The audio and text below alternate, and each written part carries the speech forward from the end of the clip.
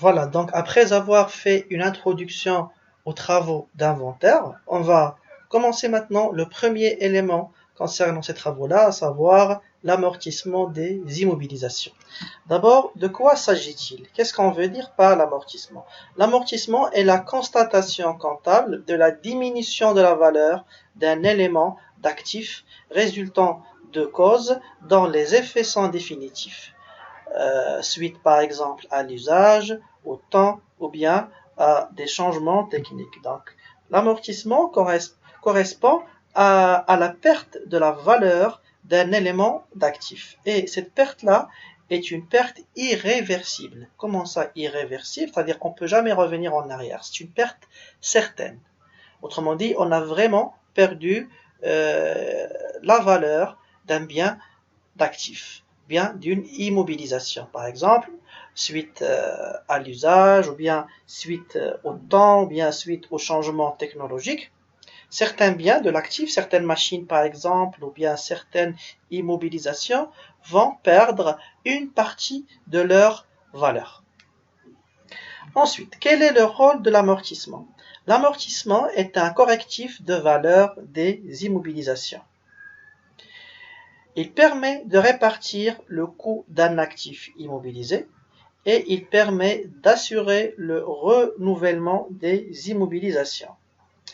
Voilà, donc on a dit d'abord c'est un correctif de la valeur des IMO parce que il permet de corriger la valeur de certaines immobilisations. Par exemple, si le bien a été acquis au début de l'année à une valeur de 10 000, à la fin de l'année, ou bien l'année qui suit, sa valeur, on doit la corriger. Sa valeur, on doit la rectifier.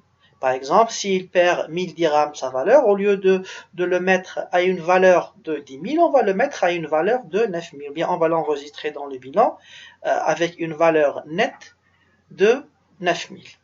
Voilà donc pourquoi on dit que c'est un élément qui permet de corriger la valeur de certaines immobilisations. L'amortissement permet de répartir le coût d'un actif immobilisé.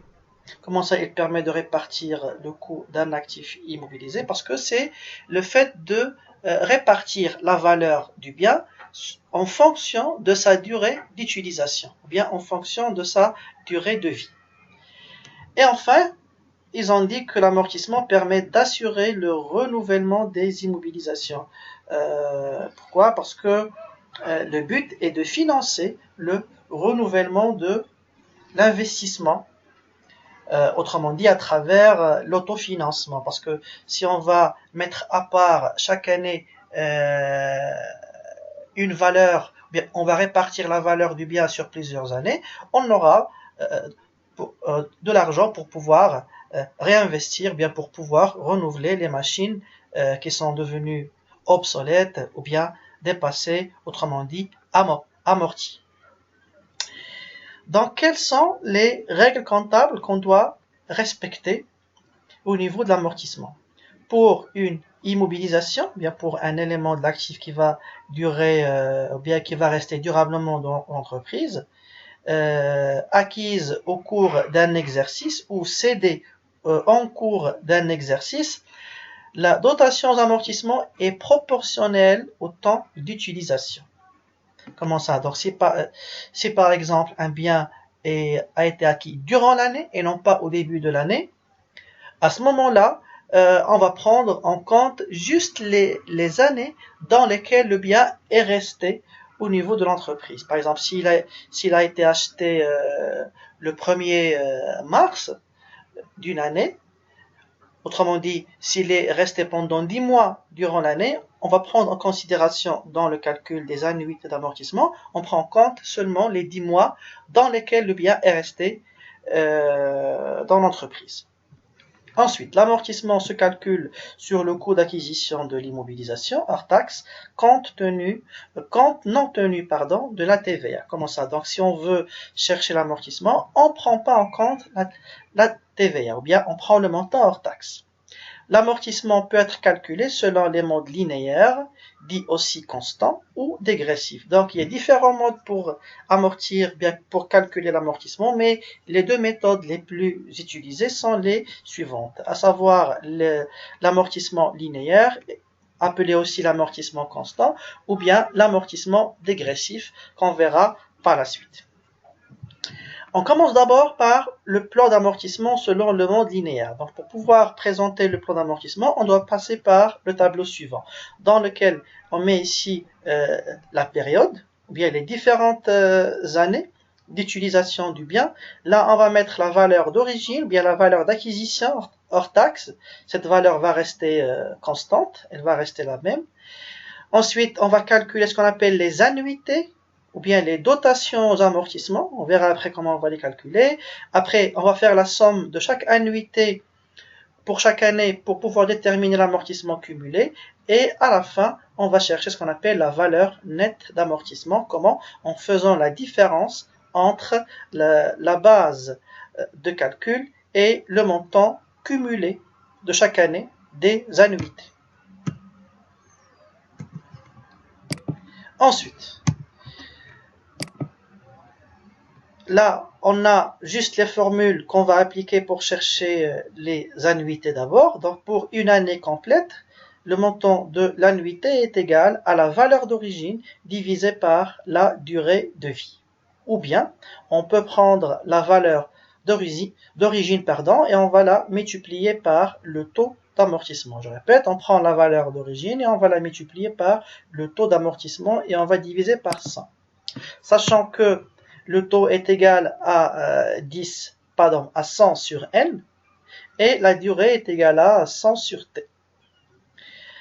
Notez bien, si l'actif immobilisé a été acquis au cours de l'exercice, comment on fait pour déterminer la valeur de l'annuité? Donc à ce moment-là, comme ce qu'on avait dit au début, on va prendre la valeur d'origine multiplié par le taux et on va multiplier par le nombre de mois dans lesquels le bien est resté dans l'entreprise durant l'année à laquelle on veut chercher l'amortissement et on va diviser par 1200. Et si le bien a été cédé durant l'exercice ou bien au cours de l'exercice, comment on fait? On va appliquer la même formule. Toujours, on prend la valeur d'origine, multipliée par le taux, multiplié par le nombre de mois, et on va diviser par 1200. Et le plan d'amortissement, à ce moment-là, qu'on doit établir, si l'amortissement est dégressif, comment on va faire? On commence toujours par la période, comme ce qu'on avait vu au niveau du mode linéaire. Ensuite, on va mettre ici la valeur d'origine ou bien la valeur d'acquisition pendant la première année. Ensuite, on va chercher l'annuité de la même manière comme celle du mode linéaire, sauf qu'on va prendre en considération le taux dégressif et non pas le taux constant. Le taux dégressif est déterminé bien sûr en multipliant le taux constant par un coefficient et le coefficient est déterminé par l'administration fiscale. Ensuite, on va chercher l'amortissement cumulé en faisant la somme à chaque fois des différentes annuités et à la fin, on va chercher la valeur nette d'amortissement en faisant bien sûr la différence entre la valeur d'origine et le montant de l'annuité. Et c'est cette valeur-là qu'on va mettre au niveau de la VNA au début de l'exercice. On va reporter à chaque fois la VNA en fin d'exercice au niveau de la VNA au début de l'exercice suivant et ainsi de suite jusqu'à ce que l'immobilisation sera totalement amortie. Donc, comme je vous ai dit, le taux dégressif est égal au taux linéaire ou bien au taux constant qui est égal à 100 sur n et on va multiplier par un coefficient fiscal qu'on verra par la suite dans les exercices. Et une fois le taux dégressif devient supérieur au taux linéaire, on va appliquer le mode dégressif. Et dans le cas inverse, lorsque le taux linéaire devient supérieur au taux dégressif, on va bien sûr revenir au mode linéaire. Là, on a la formule de calcul. la formule de calcul de l'annuité, c'est toujours la valeur d'origine multipliée par le taux, par le nombre de mois et on divise par 1200, comme l'annuité de l'amortissement linéaire. Et à la fin, on va voir les écritures comptables qu'on doit enregistrer à la fin de l'exercice. Qu'est-ce qu'on va faire? Donc, on va débiter l'un de ces comptes suivants, 6191, 6192 ou bien 6193.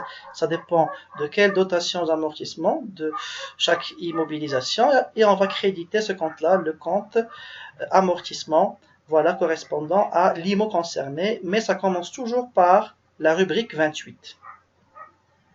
Donc ça, c'est lorsqu'on veut constater une dotation aux amortissements. Mais dans le cas d'une cession, comment on va faire? On va bien sûr constater d'abord la sortie de l'actif immobilisé. Comment? On va débiter la rubrique 28 liée à l'amortissement. Ensuite, on va débiter la VNA, ou bien la valeur nette d'amortissement de l'immobilisation cédée. Et après, on va créditer le compte, bien sûr, de l'IMO qu'on a amorti pour constater sa sortie.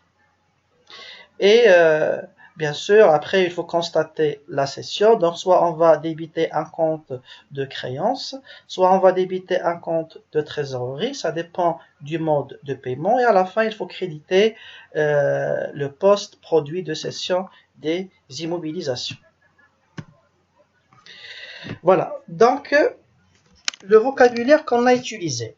Un petit rappel sur les définitions qu'on vient de voir. Donc, l'amortissement, on l'a dit, c'est la constatation comptable d'un amoindrissement ou bien d'une baisse de la valeur d'un actif immobilisé résultant de causes dont les effets sont jugés définitifs ou bien des effets irréversibles. L'immobilisation, c'est quoi d'abord? C'est un bien ou droit acquis par l'entreprise en vue d'un usage durable. C'est un ensemble des éléments qui vont rester durablement dans l'entreprise, des actifs bien sûr qui vont rester durablement dans l'entreprise. Le plan d'amortissement est un état, bien le tableau qu'on vient de voir est un état qui présente la répartition dans le temps de la base d'amortissement de l'immobilisation.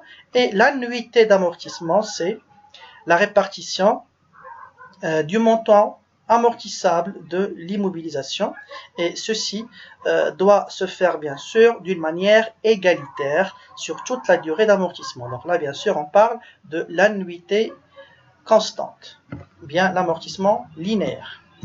Ensuite, pour l'amortissement dégressif, l'annuité de l'amortissement dégressif est celle qui prend en compte une dépréciation plus rapide de l'actif amortissable durant les premières années d'utilisation. Ainsi, les annuités sont calculées chaque année sur la base de la valeur nette d'amortissement. La durée d'amortissement minimum est de 3 ans. Donc, pour appliquer l'amortissement dégressif, il faut appliquer une durée qui est supérieure ou égale à 3 ans, ou bien 3 ans au minimum. Et c'est un mode d'amortissement dans lequel la dépréciation ou bien la perte de valeur est plus rapide durant les premières années. Ensuite, qu'est-ce qu'on veut dire par dotation aux amortissements? Donc, la dotation d'abord c'est une charge qu'on doit enregistrer voilà, au niveau des charges de la classe 6 dans le plan comptable.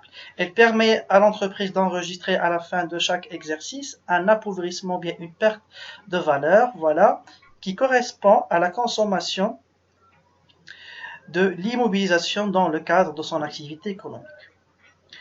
Cession, c'est quoi? C'est le fait de vendre ou bien de céder un élément de l'actif immobilisé. C'est une opération qui consiste voilà, à un transfert d'un élément d'actif, que ce soit un actif immobilisé, corporel, incorporel, financier ou des titres et valeurs de placement.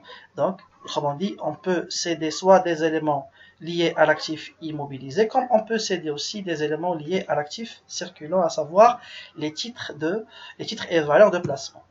Voilà donc ce que vous devez connaître au niveau de l'amortissement. Donc avant de passer aux exercices, pour mieux comprendre de quoi il s'agit, on va essayer de répondre à ces deux questions-là, voilà, pour revoir ou bien pour réviser un peu ce qu'on vient de dire. Donc, on doit cocher la bonne réponse. La base d'amortissement doit être hors taxe ou bien au choix. Donc, la base ou bien le montant sur lequel on va se baser pour déterminer l'amortissement, il faut toujours, on a dit, il faut toujours qu'il soit hors taxe. On ne doit pas prendre en compte la TVA. Ensuite, le taux d'amortissement linéaire est égal à quoi? Si la durée de vie ou bien si la durée, par exemple, d'utilisation est de 5 ans, à 20% ou bien à 50%, bien sûr, à 20%. Pourquoi? Parce que, donc on avait dit que le taux est égal à quoi? Est égal à 100 sur n. Si la durée est égale à 5, donc 100 sur n égale à 20 ou bien 20%.